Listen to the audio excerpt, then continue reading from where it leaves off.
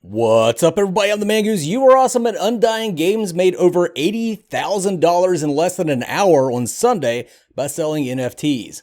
What are NFTs? It stands for non-fungible token. It's basically digital art that has a form of electronic provenance. Provenance being a paper trail for identifying the authenticity of a piece of art. NFTs are often bought and traded much like the traditional art, or in this case, like trading cards, using digital currency. I know it all seems dumb as fuck, but bear in mind that Pokemon cards are selling for upwards of $100,000, and the tradition of putting way too much value on collectible cards goes all the way back to 1948, when the first introduction of baseball cards. Bottom line up front, Undying discovered an alternate means of funding production alongside the planned Kickstarter without seeking investors that would claim a stake of the company. This all started, for me at least, when someone in Discord asked about the NFTs going up for sale on Atomic Hub.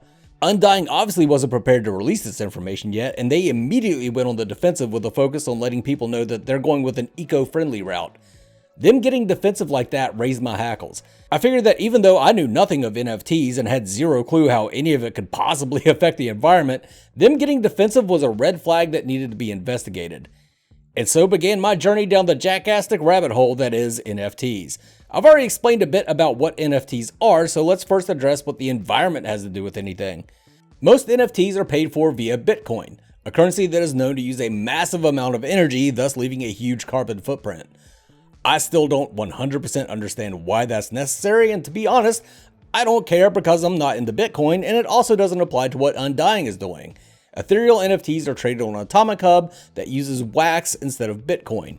It's still a digital currency, but has tremendously less impact on the environment. I mentioned that NFTs are kind of like trading digital artwork. People have been buying and selling art for centuries, so no problems there. However, NFTs work a little different. People normally don't buy these because they enjoy the art. I will say, however, that the Ethereal NFTs are pretty fucking cool. But no, they don't buy the art for the sake of having the art piece. They buy them in the hopes that the value will increase and they can sell or trade them at a higher price than they purchase them, just like stocks. It's just like Dogecoin or Paris Hilton. They have no intrinsic value, but people assign worth to them just by communally agreeing that they have worth. That's the other reason Undying got a bit defensive. The entire thing, at its core, is pretty fucking stupid. But just because I think something is dumb doesn't mean that there isn't money in it. Think about how much money people have made by investing in Dogecoin. Also, Undying has already reaped the benefits of using this system. I would personally never buy into any of this, but I'm happy that Undying has already made some money off of it. Undying's NFTs are actually pretty cool. I know many people that invested in these not only because they believe that they will increase in value, but because they enjoy having the art. I watched Jellyknees buy packs from the sale, and it was kind of exciting to see him combine shards in an attempt to get the cards that he wanted. Ethereal's art team knocked it out of the park with these NFTs. I know some people have criticized Undying for dedicating one of their departments to this when they still don't have a finished game, but as I've mentioned in previous videos, the art team has already done their part and it's been done well. The departments that need to be working now are animations and programming. The NFTs were a way to use a currently underutilized part of the Undying team to contribute towards the monetary support of the rest of development. I've been told that much of the money made will go towards getting a new programmer and channeling some money into mocap so that they can improve animations. Don't worry though, a percentage of the sales go directly to the artists that created the NFT, so they aren't getting fucked over here. I do have a problem with all of this though.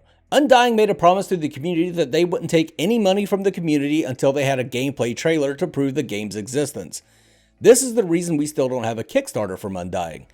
It could be argued that the NFTs are completely separate from the game and therefore don't count towards that promise. However, they recently announced that the NFTs can be used as profile pictures in the game.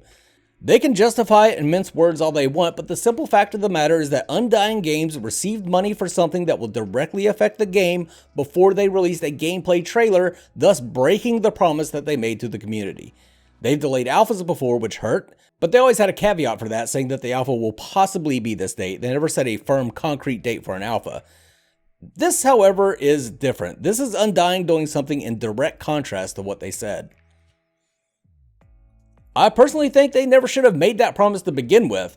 They should have had a Patreon or some sort of way to fund progress from the very start. I understand why they didn't. There's a stigma associated with Kickstarter indie games, usually MMOs for some reason, where a developer offers the world but it's all just a quick money-making scheme.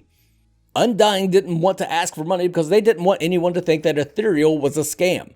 I've playtested the game now and I can tell you that the game is very real, so I'm glad they're making money from the NFTs. I'm happy that they broke their promise in order to increase the pace of development. It was a dumb thing to say in the first place because developing a game takes money and they need to sustain the team in some way. But make no mistake, a promise was broken and Pepperidge Farm remembers. My final thoughts on all of this is that while I still think the idea of NFTs are dumb, Undying going out on a limb and trying a new and innovative way to fund the game is awesome. Even more so because they succeeded. They ended up making around 130k so far. They don't get all of that for the game. 32% goes to the artist directly. They've also added 700 new followers to their social media channels, which is an advertising success. It gives me hope that all the other risks that they've taken when developing this game will also bear fruit. While other games I track have investors that now have a say in the direction of their game, or may have pissed off a potential player base with battle passes in early development, Undying has discovered a way to utilize a previously dormant department to create an alternate means of funding the project. Hopefully, this combined with the eventual Kickstarter will set Undying up to have full control of a successful product.